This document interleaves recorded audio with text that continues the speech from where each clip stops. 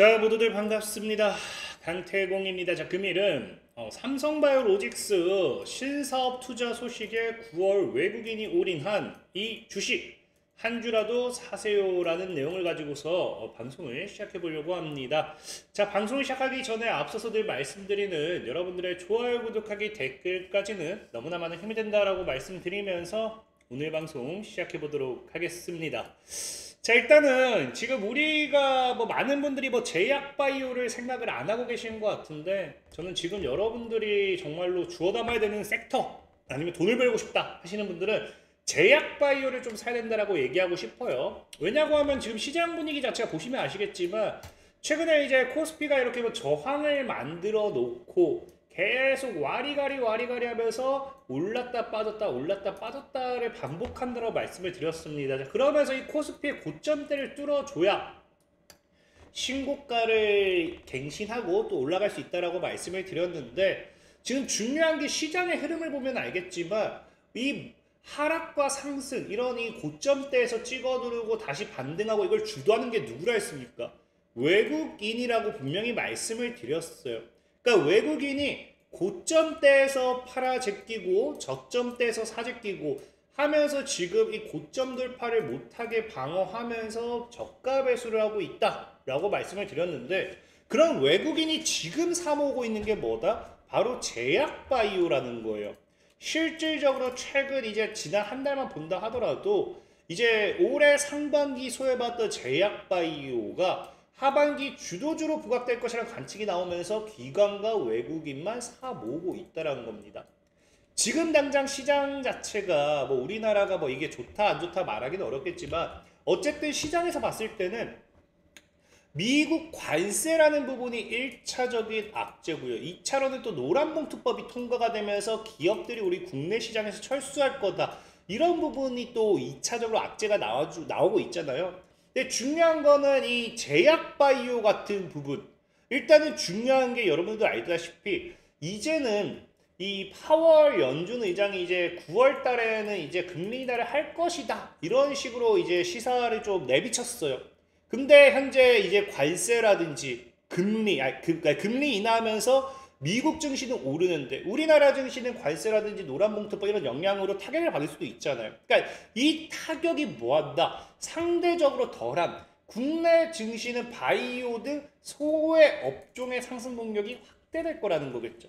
실질적인 제약바이오 같은 경우가 노란봉투법을 제약바이오는 적용 안 해오는 아니에요. 근데 중요한 거는 반도체, 자동차, 철강 이런 것들을 대규모 생산 라인에 이제 수천 명이 투입이 되죠. 그거와 다르게 구조 같은 경우, 제약바이오 같은 경우는 연구개발 중심인 기업들이 굉장히 많습니다.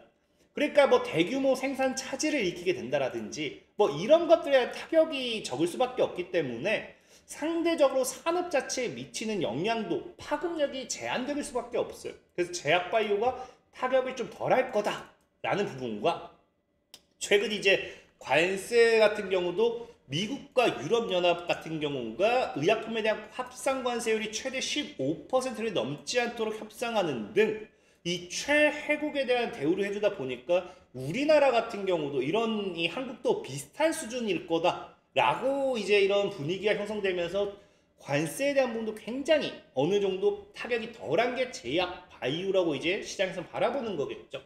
그러다 보니까 이제 우리가 당장 아마 금리 인하라는 모멘텀이 우리나라 증시 상방 탄력이 되어준다라고 하면은 여기 플러스로 그 전에 이제 찍어 눌렀던 게 우리나라가 대주주 양도세 관련되는 부분이었거든요. 근데 오늘 또 갑작스럽게 속보가 나온 게 뭐다? 주식 양도세 대주주 기준 상향 조정의 긍정 검토 중이다, 이런 부분이 나온다라고 하면은 사실 노란봉투법이랑 관세를 제외하고는 우리나라 증시를 찍어 눌러야 될 이유는 없다라고 생각해요. 그러면 이런 상방 흐름이 나와줄 때 당장 제약바이오가 부각되기에는 충분하다는 거겠죠. 특히나 당장 최근에 또 제약바이오 같은 경우가 국내 정부 정책 모멘텀도 이제 형성이 되고 있습니다. 지금 최근 이제 대통령이 뭐라고 해요? K바이오, 국내 제약바이오, 한국 제약바이오 규제가 걸림돌 되지 않도록 정부가 지원하겠다라는 거예요. 실질적으로 이런 이 바이오 임상시험이 완료가 되었음에도 시장 진출까지, 출시까지 1년 이상 걸리는 건 굉장히 사실 말도 안 되는 부분이다라고 이야기하면서 이런 전략적 K바이오 의약산업 대도약 전략을 속도감 있게 추진해 바이오 산업을 지속 가능한 미래 핵심 성장 동력 사업으로 성장시키겠다라고 말을 하면서 정책적 지원을 아끼지 않겠다라고 했어요. 그러면 하반기에 또 뭐가 나올 수도 있다. 제약바이오 같은 이런 기업들을 아까 얘기했다시피 정부 정책 지원과 함께 우리나라가 대통령이 이제 어떤 공약과 함께 정부 정책 지원을 할 때마다 관련 수혜주들이 굉장히 많이 올랐죠. 뭐 예를 들면은 과거 뭐 우리가 치매 돌봄제 이런 것도 얘기했을 때 치매 관련주들이 올라갔고요. 뭐 국가 책임제 뭐 이런 것들 뭐 얘기하면서 관련 섹터들이 많이 올라갔어요. 그러다 보니까 지금 제약바이오가 사실 하반기에는 굉장히 기대가 되는 모멘텀 이슈들이 따라와주고 있고 실질적으로 외국인들이 뭐하고 있다. 굉장히 집중적으로 매수를 많이 하고 있다는 거예요. 그럼 여기서 우리가 어떤 제약바이오를 볼 것이냐를 생각을 해봤을 때는 지금 이 제약바이오의 시장에 대해서 여러분들 좀 이해를 하셔야 돼요.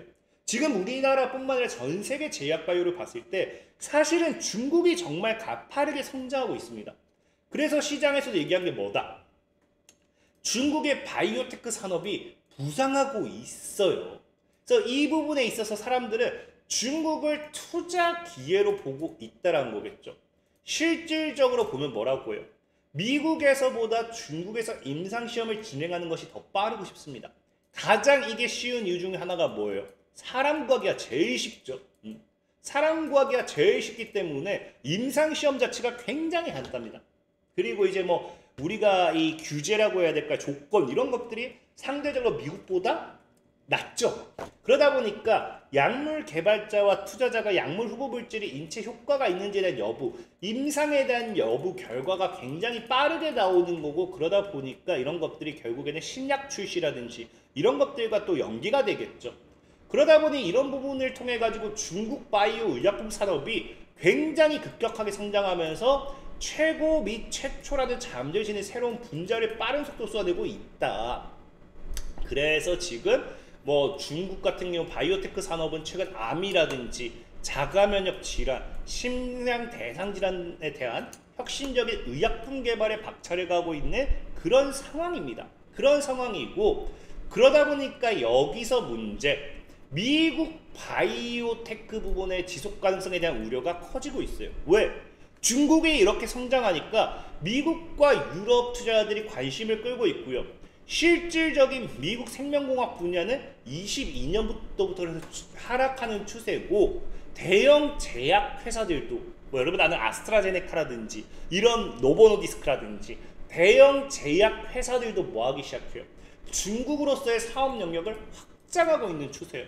그러니까 중국이 지금 제약 바이오 산업이 굉장히 급부상하고 있는 추세다를 봤을 때는 여러분들이 그럼 우리가 중국에 투자를 하면 되겠구나. 중국 제약바이오 보면 되겠구나 생각할 수도 있어요. 하지만 그게 아니죠.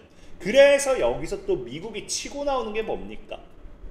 미국이 계속해서 중국이 성장하니까 관세로서 전쟁을 하고 있잖아요. 여기 관세와 비슷하게 미국이 또 중국과 제약바이오에서 싸우는 게 또 뭐가 있다? 생물보안법이죠. 실질적인 오늘 뉴스 나온 것도 생물보안법을 재추진하겠다.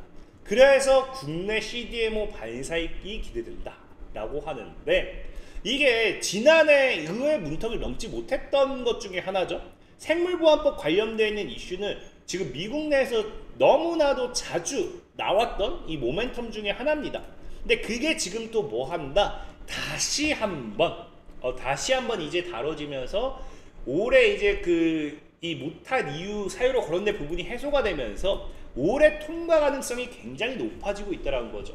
그럼 이 생물보안법이 통과가 된다라고 하면 말 그대로 이 여기 적힌 그대로 생물에 대한 어떤 보안, 그러니까 이게 말 자체는 핑계가 좋습니다. 이 DNA라든지 이런 민감한 제약 바이오 업체에서 민감한 유전자 정보라든지 이런 것들 굉장히 민감하잖아요. 그래서 이런 것들이 이제 보안에 대한 부분을 거치다 보니까 상대적으로 안전하지 못한 중국, 어떤 기준을 통과하지 못하는 중국 이런데 제재를 가한다라는 거거든요. 그래서 보다시피 우려 대상 기업 리스트 사실 말 자체는 중국을 제재한다는 아니에요. 우려 대상 기업입니다. 근데 이 리스트가 다 중국 기업이죠. 그래서 우시바이오로직스라든지 이제 우시에프텍, 뭐 제노릭틱스 뭐 이런 것들 다양한 기업들이 다 거의 중국 내 기업이다 보시면 좋고, 그러다 보니까 이런 이 대다수의 기업들이 생물 유전자 관련되는 부분에 있어서 CDMO 관련되는 반사이익이 삼성 바이오로직스가 겪게 되는 거겠죠. 그래서 지금 우리나라 한국의 바이오 기업들이 중장기적인 반사이익을 얻을 수 있을 거다라고 하는 이런 상황입니다. 그러면은 우리나라가 하반기에 제약 바이오가 기대가 되고 올 연내 아까 얘기했던 생물보안법이 이제 통과가 될 가능성이 높다라고 하면은 사실상 우리나라 이제 제약 바이오 생물보안법 관련되는 반사이익 CDMO 관련되는 수혜주들이 굉장히 크게 올라갈 수도 있어요. 그중 대표적인 게 방금 아까 얘기했던 삼성바이오로직스겠죠. 실질적인 CDMO 업체로 삼성바이오로직스니까. 그래서 지금 삼성바이오로직스 같은 게 또 최근에도 인적 분할을 또 앞두고 있어요. 마침. 그래서 인적 분할 절차가 순항 중에 있고, 이게 11월 1일이면은 이제 11월 3일 이제 분할 기일되고 3일 삼성 에피스 홀딩스 설립되고 11월 24일 삼성바이오로직스의 변경 상장 및 삼성 에피스 홀딩스가 재상장이 됩니다. 그러면 이제 삼성바이오로직스는 순수 CDMO 사업만 하게 되는 거예요. 근데 중요한 거는 이를 토대해서 오히려 뭐 하게 된다? 기존에는 이제 삼성 에피스 홀딩스와 함께 뭐 신약 개발이나 이런 사업 사업에 대한 이런 부분이 나눠져 있던 거를 이제 순수 CDMO로서만 되니까 오히려 기업 입장에서는 뭐 할 수 있다? 수주 경쟁력을 제고하는 계기가 될 거라는 거겠죠. 그래서 더 많은 수주를 할 수 있고, 이를 통해서 CDMO 기업에서 정체성을 확립하고 다양한 글로벌 제약사의 장기 파트너십 및 신뢰도를 한층 강화해 나간다는 건데, 사실상 삼성바이오로직스의 이런 부분도 뭐를 겨냥한 거다? 생물보안법이 통과됐을 때 보다 그냥 삼성바이오로직스는 CDMO로서의 그냥 순수 CDMO 기업으로서의 글로벌 제약사들과의 파트너십을 맺겠다 이거죠. 그렇기 때문에 삼성바이오로직스 같은 경우도 실질적인 인적 분할을 진행하게 되지만 뭐 한다고 합니까? 과거 이제 가이던스를 잡는데 연간 매출이 순수 CDMO로서 이제 전환이 되고 나서 오히려 상향이 된다. 왜? 정말 수주 경쟁력에서 더 우리가 앞설 수밖에 없기 때문에, 기존에는 우리가 사업 분야가 나눠지면서 조금은 이제 기업들이 봤을 때는 너희는 완전 100% 순수 뭐 CDMO 기업이 아니잖아 라고 했다라고 하면은 이런 부분에 대한 리스크를 해소함으로써 오히려 영업이라든지 이런 것들을 더 보다 안정적으로 확대해 나갈 수 있다, 뭐 이런 거겠죠. 그래서 지금 어쨌든 시장에서는 이런 CDMO 관련되는 부분으로 있어서 삼성바이오로직스가 현재 차트만 본다 하더라도 하방 추세 돌파하고 전고점 돌파 이후에 지켜주고 하방 추세 돌파하는 삼각수렴 나오면서 다시 한번 급반등할 거다 라는 이야기를 하는 거예요. 그럼 여기서 지금 삼성바이오로직스가 해서 시장에서도 지금 뭐라고 얘기하느냐? 그래서 삼성바이오로직스가 지금 목표 가격이 140만원 정도까지는 치고 갈 거다 라고 이야기를 하고 있는 게 그런 부분입니다. 문제는 지금 삼성바이오로직스는 여러분들이 사셔도 돼요. 사셔도 되는데, 사실 삼성바이오로직스가 과거 저가 대비했을 때, 저점 대비했을 때 지금 사는 게 굉장히 꺼려지는 분들도 많을 거예요. 특히나 방금 얘기했다시피 지금 벌써 100만원이 넘었는데 시장에서는 140만원 정도의 목표가를 본다라고 하면은 상대적으로 목표가는 굉장히 적은 거겠죠. 그래서 삼성바이오로직스 말고 내가 다른 제약 바이오를 사고 싶다 하시는 분들을 위해서 오늘 제가 썸네일에서 얘기한 게 뭐예요? 삼성바이오로직스가 협업한다는 소식에, 신사업을 한다는 소식에 외국인들이 쓸어 담은 그런 주식이 또 있다라는 거예요. 그게 뭐냐고 하면은, 자, 삼성바이오로직스가 이번 인적 분할을 함으로써 그냥 그게 끝이 아니에요. 오히려 여기서 또 추가적인 경쟁을 위한 뭘 이야기하고 있느냐? 신사업, 신약 모멘텀이 사라지다 보니까 아무런 대책이 없는 게 아니라 실적 확대하는 동시에 신사업을 준비하고 있다는 거예요. 그게 바로 오가노이드라는 겁니다. 오가노이드. 그래서 오가노이드가 이제 최근에 이제 FDA 정책 변화가 있죠. 이게 뭐였습니까? 동물 상대로 이제 실험하지 마라 라고 이야기를 했죠. 그러다 보니까 이런 오가노이드라는 게 줄기세포 등을 활용한 실험실에서 배양한 3차원 인공장기입니다. 그러니까 오히려 동물과 같은 이런 사람과 같은 인공장기를 만들어내서 사람의 장기 구조와 기능을 정밀하게 모사할 수 있기 때문에 실제 장기별 오가노이드를 통해 약물 반응이나 독성 평가를 수행하면 살아있는 동물을 사용하는 실험보다 더 정확하고 윤리적으로 이제 살아있는 생물을 가지고서 실험하는 게 아니기 때문에 더 윤리적인 접근이 가능하다는 거죠. 그래서 지금 삼성바이오로직스가 뭐합니다. 신약 개발 초기부터 고객사와 협업하는 CRO 사업 삼성 오가노이드를 출범했다라고 이야기를 해요. 그래서 오늘 여러분들에게 소개시켜 싶은 게 오가노이드 사이언스라는 기업이에요. 그래서 오가노이드 사이언스라는 기업이 보다시피 그래서 뭐합니다. 과거 이제 미국 국방수권 법안 생물보안법 논의에 상승했고요. 오가노이드 사이언스 서울 아산병과 협업 첨단재생의료 CDMO 사업 확장하면서 생물보안법과 CDMO 관련되는 반생 모멘텀을 가지고 가는 것 중에 또 하나예요. 근데 제가 이걸 또 하다가 지운 것 같은데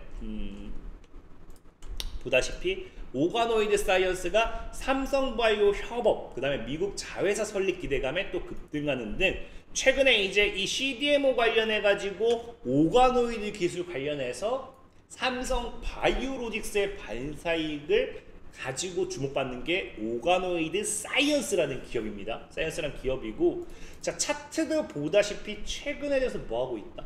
자 9월달 들어서 외국인들 보유 비중이 급격하게 증가하는, 그 전에 그냥 여기서 주거니 받거니 하다가 바닥에서 갑자기 확 끌어올리면서 지난주, 특히나 아까 뭐라 했어요? 지난주 외국인들이 이제 급격하게 제약바이오 매수한다 했는데 오가노이드 사이언스라는 기업을 급격하게 매수를 하고 있다 이거죠.